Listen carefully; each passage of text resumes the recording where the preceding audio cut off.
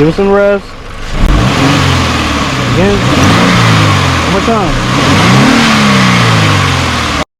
Hey guys, working on a 2015 Subaru BRZ, and we are going to be installing a cold air intake, technically. First things first, we're going to get started with removing the intake. Good. Cool. Going to see if this will fit here. I don't think it will. Looks like a 10.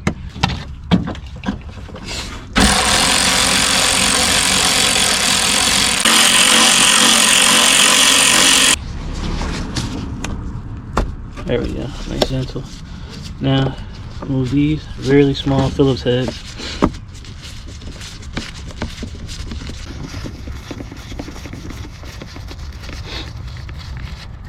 We're just gonna gently rock her out, and she's out. Good. Since we're taking this out, it's a good time to clean it. Make sure we get the most precise air fuel ratios as possible. With mass airflow sensor cleaner, we're gonna squirt it like 10 squirts. 1, 2, 3, 4, 5, 6, 7, 8, 9, 10. Now, what we're gonna do here is we're gonna let it air dry while we are taking the old intake out. I'm just gonna put it on this tissue, lay it down so that the water goes down, and we're just gonna let this sit for about 15-20 minutes, and we'll put this back in with the new intake. Alright, first thing, let's try removing this plastic. I did spray this with WD-40 ahead of time, and we're just going to, it's a small little clamp here. We'll have to try to pull it. Yep, just like that. WD-40 helps. We're just gonna turn and wobble. We don't want this to break off on us. Perfect. She should have, oh, there we go. She's out. Good. And finally, beautiful. Pulls her out. We will compare and show you all the different sound deadening compared to the GrimmSpeed. Alright, there's another 10 mil right here.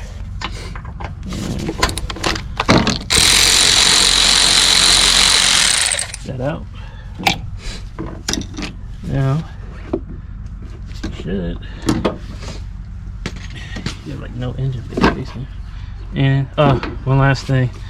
Got this little clamp here. Show you how to get this out. She should come out.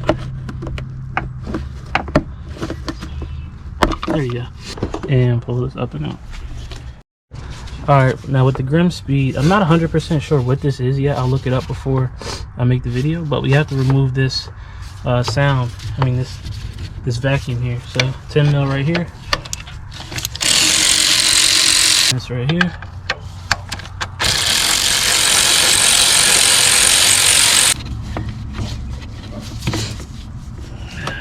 And she's coming out.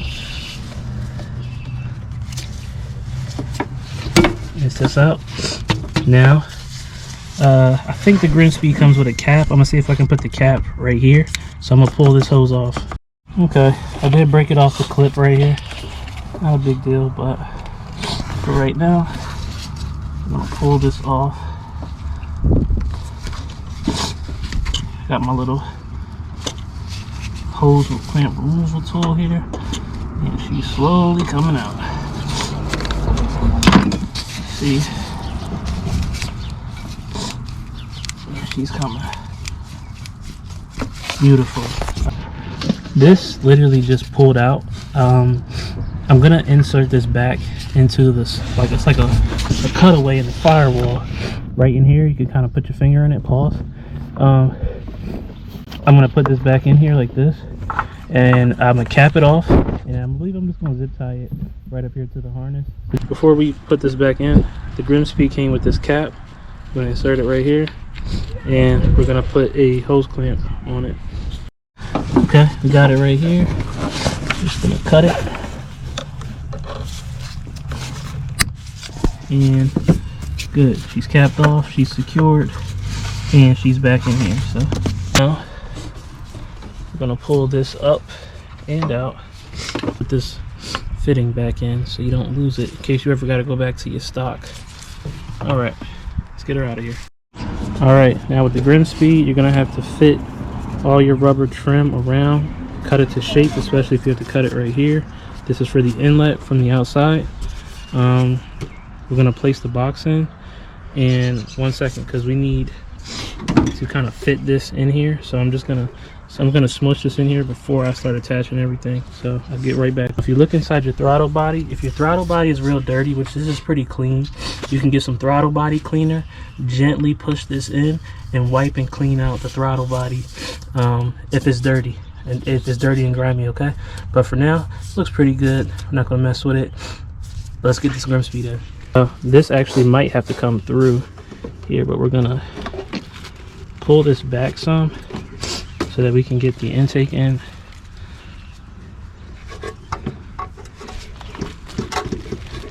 Like that.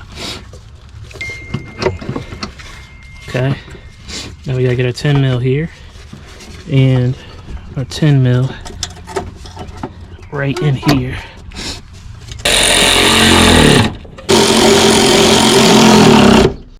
The only gripe I have with this is you might want to not put this neck here because it's a tight. Hold on. Okay, I'm gonna insert this hose like this. First, I'm using the old one. The one that came with the GrimmSpeed is kind of cheap, to be honest. If you had a hose clamp, that'd be good too. But just like that, and see if I can play with the angle just a little bit. There we go.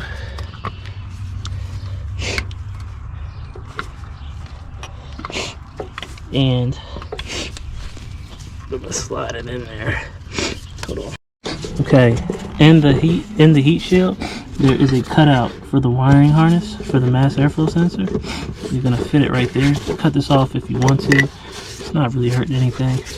Let's get our mass airflow sensor in here. Got our mass airflow sensor here. Got the rubber on it, and it should go. Remember, air's coming this way, so it's gonna hit this sensor here, and we're gonna place it in just like that. I think it can only go in one way anyway, but just so you know, it does have new fittings, which is perfect.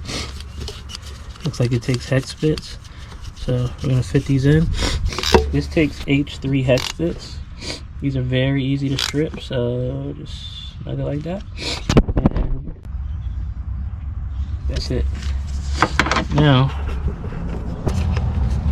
and perfecto, just like that. And forgot to mention, I did remove this this little cap here on top of the AC compressor to give me a little bit more play with this. So we'll put this 10 mil back in place, these two. Okay, we're gonna start up here now. Now that we have everything pre-assembled, we're gonna start tightening these down. I'm mad protein right now.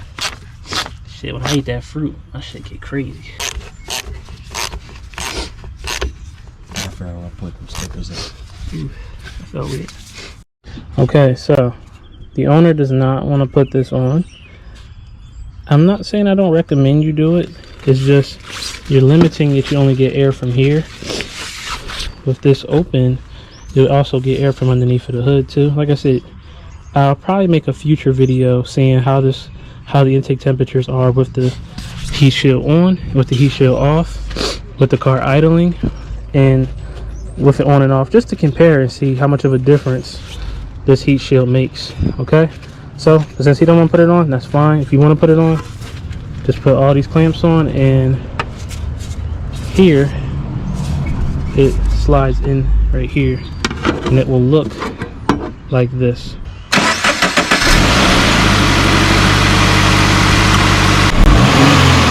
Again, one more time.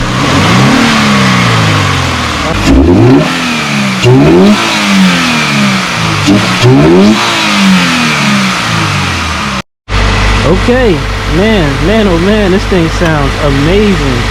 It has such a short route to the intake, and these flat fours sound really good. Alright, we was having some fun, but on all seriousness, you got to remember that your mass airflow sensor now has to adjust to the increased airflow from the intake, okay? So drive the car gently, let the ECU relearn the intake system, and then you can start pushing it. But for like the first 50 miles, kind of just drive her regularly so that the max airflow sensor adjusts to the intake. Thanks for watching, you guys. Till next time, out. Bye.